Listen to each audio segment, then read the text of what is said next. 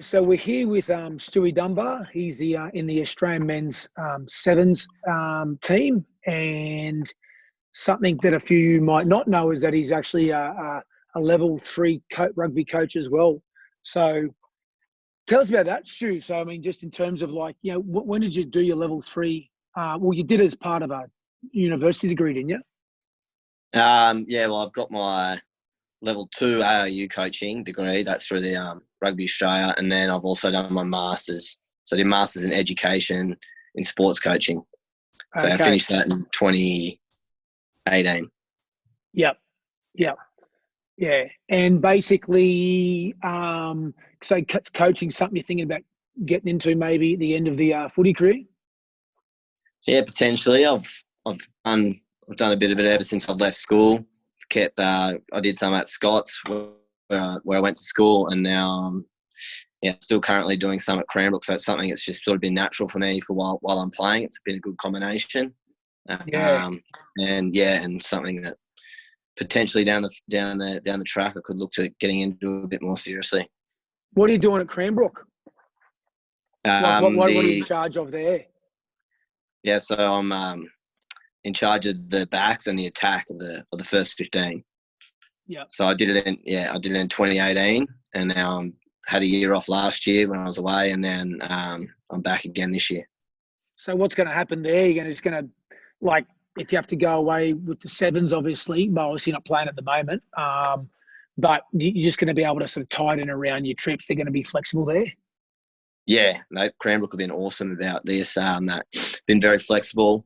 That if I have to go away with sevens, then they just have. Then that was part of the arrangement that we agreed on at the start. So we just go away from that. And when I'm in Sydney, because we're not playing every weekend with the sevens, then I can go and watch on Saturdays and coach then. Yeah, sweet. Yeah. So basically, Stu, we're going to go over today. I'm going to play a video soon, and of this, like the main theme. I'm going to drop up on our members page the passing on the run drill, and it's something that I think that a lot of people have trouble with, and I'd say that probably generally speaking, the union guys typically have been sort of taught this a little bit more, say, than a lot of the league guys. So there's some key concepts there just about things like not planning your feet. So what we might do is I might just launch straight into that and share the screen. Yeah. And we'll have a look at the drill. Yep. So in this drill, basically, you throw the ball up against the wall and you're throw it up, catch it, step, pass.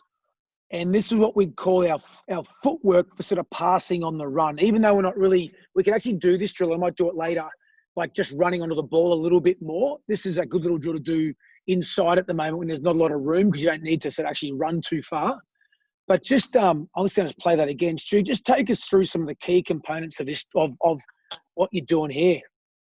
So as I toss it up, I'm sort of making sure I'm square. So I've got my outside foot up, as you can see there, and I catch it on my outside foot. So as I want to receive the ball, I want to catch it on my outside foot. So in this video that we can see here, it's going to be on my left foot. Yeah, so I've just paused it there on the left. Yeah. So as I receive the ball, I want to time it so my feet are in this position when I catch the ball. So I'll catch the ball landing on my left foot, and then as I catch the ball, I'll transfer my weight across, and I'll pass off my inside foot. Yep. So we see there, and then you're going to step. Yeah, and then you end up passing off that right foot. Passing off that inside foot allows you to get a lot of power. So for a fly half or in sevens, when you've got to make lots of longer passes, this, I think, is the ideal footwork pattern to use, as it also allows the other options. I mean, we'll probably go into it a bit further, but we can touch on it now. If you stick into this pattern, as you can see there, if I've still got the ball there, I've got all options still to be able to pass it. If I want to kick, do a cross-field kick, or if I want to step off my left foot and continue to run. So that's the way I like it, because you've got all three options. Yeah. So and that's so this is you receiving the ball on the left. And obviously, as we spoke about, starting with that outside foot up, often, I think, you talk about squares up the defence. So if sometimes if you're starting with your right foot forward, what happens there, Stu, basically you can start drifting it to the outside too early. Yeah, so the natural for any, it's just natural that happens. You're going to want to drift across field. So just by allowing to start with your outside foot up and catching on the outside, it's going to allow you to automatically square up that defence just from that one step. Because if they slide off you, then you can, because you're not planting your feet and you're still running with the ball, then you can take the gap. But yeah, it's vital to get that outside foot up to square the defence before passing to help your outsiders. And something, mate, that I think, again, is being drilled into the rugby guys a lot, particularly like the halves, is this a step back from receiving it on your left foot is actually like reaching for the ball a little bit. You want to just touch on that? Yeah. So we got drilled into a lot when I was at Sydney Uni. Was to never catch it on your chest, just because if you catch it with your arms extended, then you can push it straight across your body without having to reload. If you catch it on your chest, then you have to pull back and reload and pass again. So just that extra time is going to cost the ball in air. Yep. So, I mean, I think that's something that, again, is critical for that. We spoke about that transfer speed of the ball, which it's another video I'll post up. And I might even post it on the back of this one about how critical it is to actually, what slows down a pass a lot is if you stuff around the ball too long in your hand. So if you obviously get that ball and just take it straight through, it cuts down the amount of time that you're fiddling with the ball, essentially. Yeah, I got taught to catch a pass is a two-man job. You need to be able to receive the ball in a good area for you to be able to allow for a quick transfer. So if you can catch it, receive a good pass, and you can also, over time, develop the skills to position your hands in a way that you don't have to readjust the ball in the way it's in your hands, then that'll also allow for a quicker transfer. Yeah, and I think we'll do a whole tutorial on that at another time, because that's probably like a whole skill in itself to do that. Yeah. As we've seen when we've done our video analysis, that just slows down the transfer so much. So, I mean, Stu, the next thing, so we've squared up, we've caught the ball, we've reached for the ball, we've got our outside foot up, and timing that outside foot up, you've actually taught me something here that you were taught called creeping your feet, and I sort of think it's not a bad thing to do. So I might just go back to, I'll stop sharing that for a second. And you talked about, like, sometimes when you're waiting for the ball, this concept of creeping your feet, where you're just shuffling your feet forward like this, so that as you receive it, get the ball, step and pass. Is that right? Yeah, definitely. You want to be able to, you don't want to catch the ball and then start running. You want to be able, the whole thing is you want to be able to run, catch, pass, or run, catch, kick. So for you need to be running onto the ball, but sometimes, whether it might be your halfback might get scragged at the ruck, or something might happen at the ruck that forces you to anticipate that you have to change your feet. So just exactly like you showed there, I've just learned to creep your feet. Now, the only way to practice that is just to rep it out and it just sort of becomes natural. Yeah, and then obviously sometimes it just works out that in the flow of play, you can just be running and you just time that foot to catch it on that outside foot there. So like we don't always have to creep the feet. Sometimes we're just running in, you just time it to be able to sort of catch, step, pass. So mate, the next thing is, I'll try two more things. So we'll go over back on this video here. I'll go back to sharing the screen.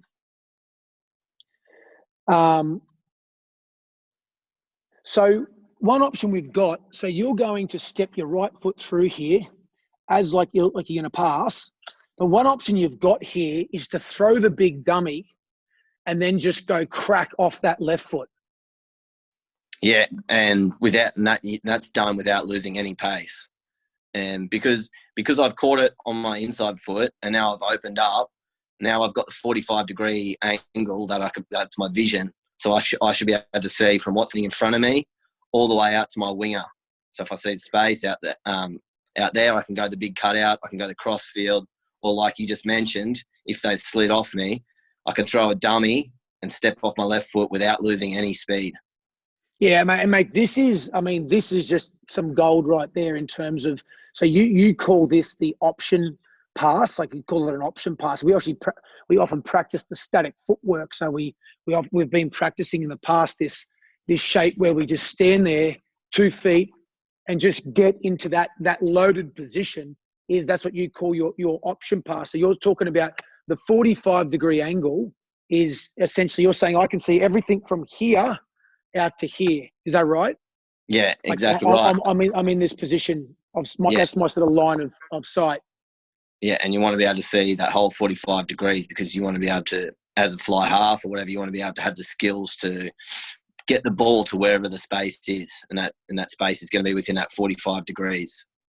Yeah, mate. Mate, that's great. So you sort of said there, when we're in this position, you can throw long over the top, you could throw short, you could sort of like rip it out the back, or then you can just step kick, like do a kick pass or a crossfield kick, or your other option is to bang off that left foot.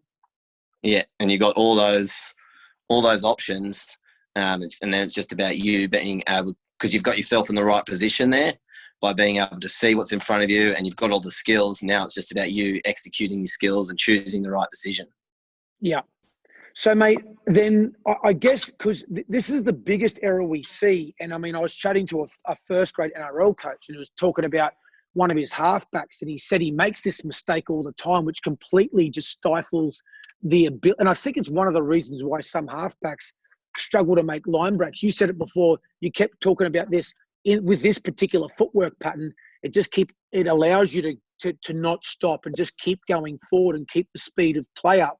Is that what stifles that is if people do this and they're in the habit of getting the ball and they plant their feet to make that pass. And so I'm here.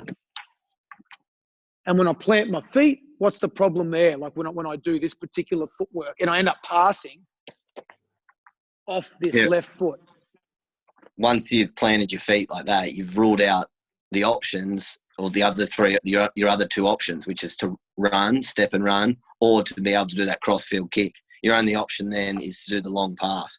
And there will be times in game, whether it's rugby league, rugby union, touch, whatever, that you will use that footwork pattern.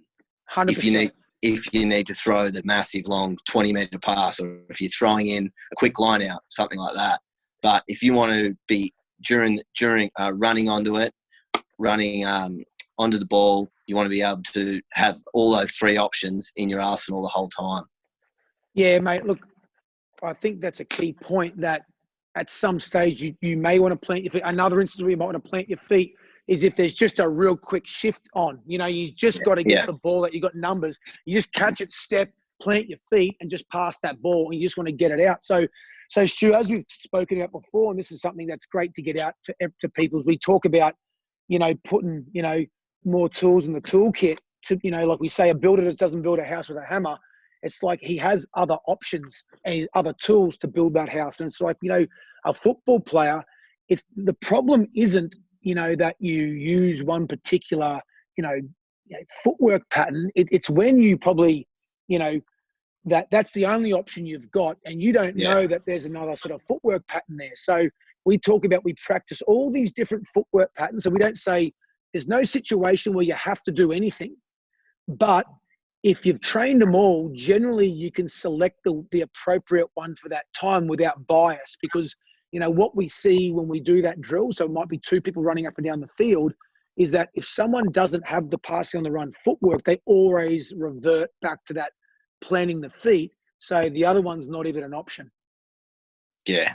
And the more, like you just said, the more tools you have in the belt, the more options you're going to have during the game and the better player you're going to be.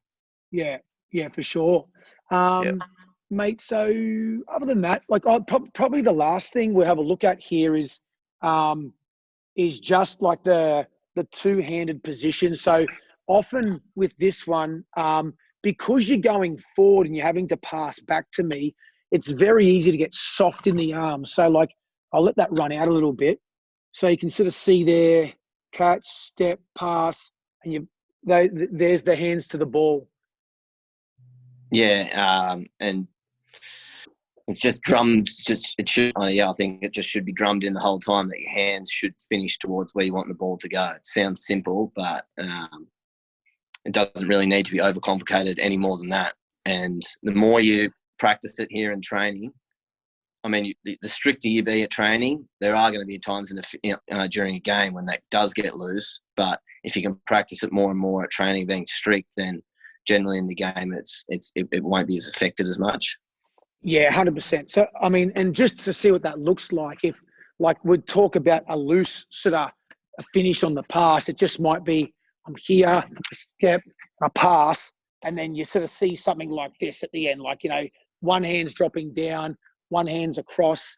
And as we've sort of spoken about before, probably the looser that technique is, one, it can probably come unstuck a little bit under pressure. You throw the ball high, or you just, and the other thing is obviously that speed and directness of the pass, where the spiral ends up turning into a bit of like a harbour bridge or a bit of a bend in it when we just want to zing it out straight. Those good strong hands to the target help with that. Yeah.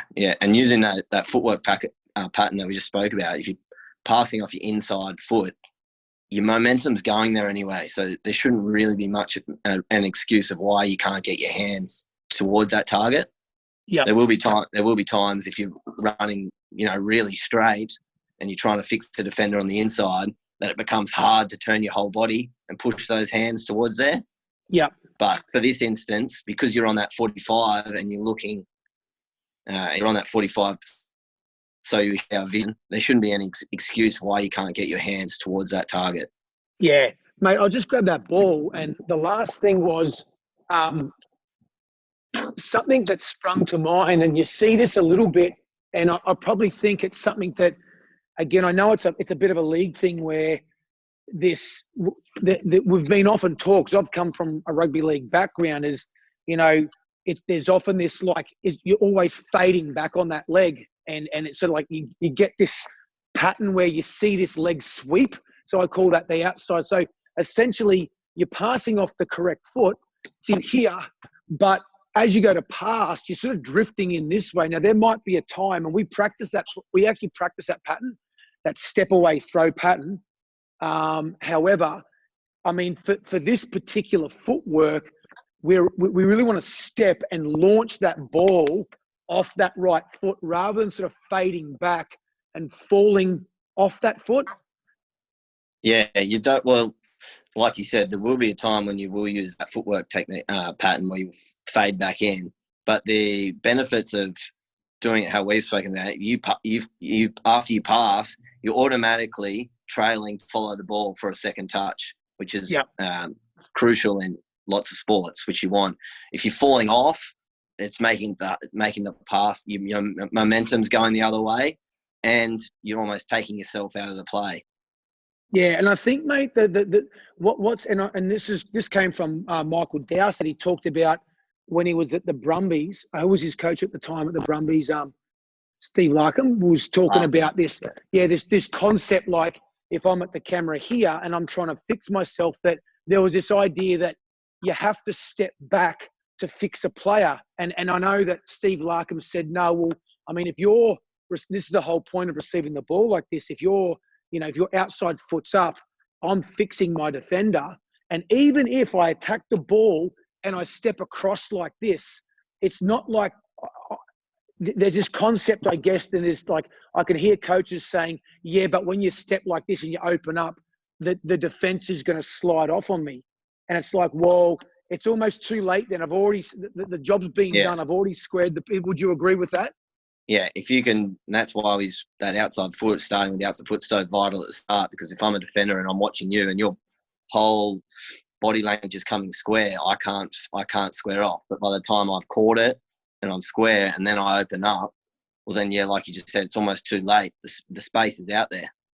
And my option then, if they start to fade off, is to throw that dummy and cut back on the inside. But essentially, that whole thing can be done in this, like, there, even though my foot's stepping across to throw that long ball, my body isn't drifting to the outside. So I think it's a good argument to say, no, the defence is not going to fall off on that. No, not if it's done correctly. Yeah. Mate, we might finish it there, Stu. That's a great combo about that, that passing on the run footwork. I look forward to having more chats to you about some of the different passing drills we've got in the program. No worries, mate. No worries. All good.